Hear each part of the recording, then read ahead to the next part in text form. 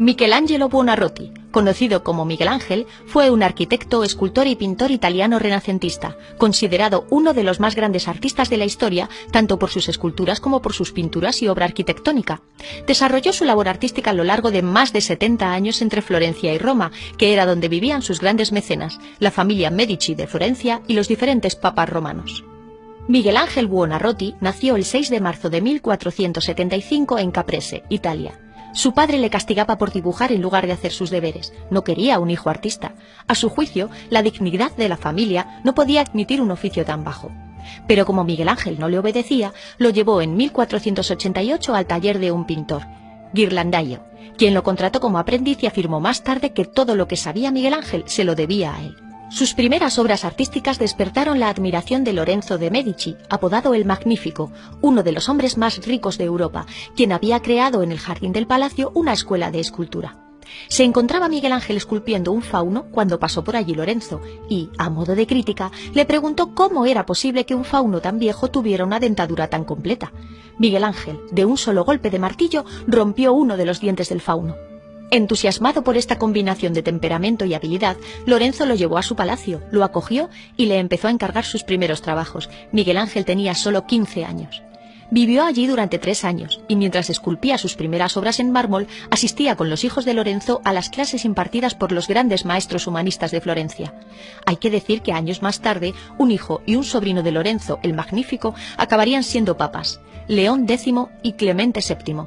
Parece que al joven Miguel Ángel le vino muy bien estar en contacto con ellos. En una ocasión, Miguel Ángel abandonó en secreto el palacio de Lorenzo y se metió en una iglesia para escuchar a Savonarola, predicador de gran fama, quien condenaba la inmoralidad de su tiempo.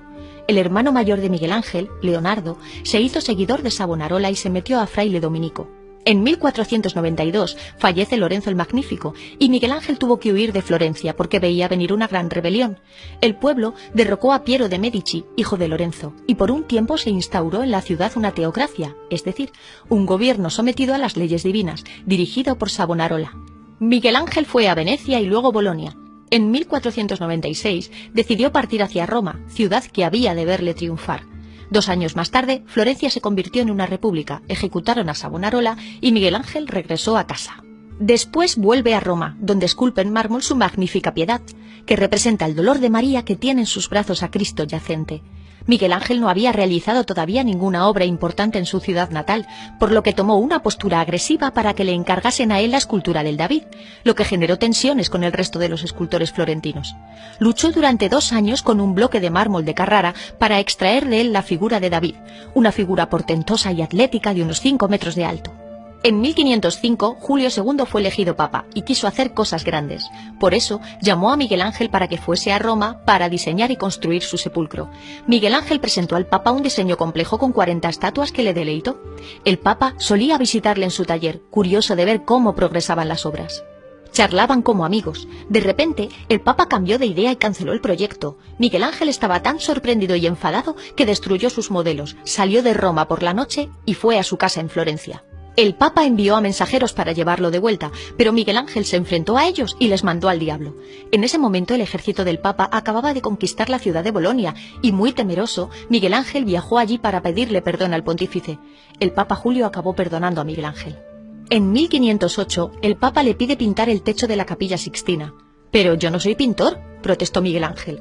Había pintado muy poco y Julio II quería que se pusiese a cubrir 1000 metros cuadrados de techo. Julio II no hizo caso a sus quejas. Miguel Ángel tuvo que obedecer. Tardó 4 años en pintar el techo de la Capilla Sixtina y fue la tarea más difícil de su vida. Allí, apoyando su espalda en un andamio, decora el techo de la capilla con las famosas escenas del Antiguo Testamento. La creación. Dios Padre extiende su mano derecha y toca el dedo lánguido de Adán y así lo crea. El pecado original y otras muchas más. En la imagen de la creación, Miguel Ángel transmite su propia fuerza creadora, la dinámica, las fuerzas que están detrás del nacimiento del mundo y las pasiones, que solo adquieren expresión en los cuerpos humanos. La Capilla Sixtina presenta unos 50 desnudos femeninos y masculinos, pero no paisajes ni motivos vegetales. Aquí todo es fuerza atlética, los cuerpos musculosos de Miguel Ángel no son sensuales, sino fuertes. Pintaba como esculpía. Miguel Ángel prescindió de todo elemento pintoresco, decorativo, ornamental, de los paisajes, arabescos y fondos arquitectónicos, concentrándose únicamente en el cuerpo humano. Cuando pintaba, el trabajo lo embargaba, descuidaba su aspecto, dormía vestido. También discutía continuamente con el Papa, que quería ver las pinturas y le apremiaba a apartar el andamio. Miguel Ángel se negó a hacerlo y el Papa le amenazó con tirarlo. Pero cuando vio los frescos, creyó que ya podía morirse tranquilo.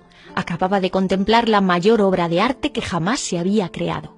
En 1513, cuando terminó la pintura de la bóveda de la Capilla Sixtina, parecía el momento perfecto para que Miguel Ángel continuara con la tumba del Papa Julio II, pero este falleció y se aplazó la ejecución durante 2 décadas más. La tumba la diseñó y la rediseñó múltiples veces. Fue un trabajo que le ocupó toda su vida. La escultura más importante es la figura del Moisés, la única de las ideadas en el primer proyecto que llegó al final de la obra. Es conocida la anécdota que, sintiendo Miguel Ángel que el Moisés era una de sus obras con más vida, golpeó con su martillo la rodilla derecha de la imagen gritando «¡Ahora, habla!». Lo cierto es que puede verse un desperfecto en ese lugar.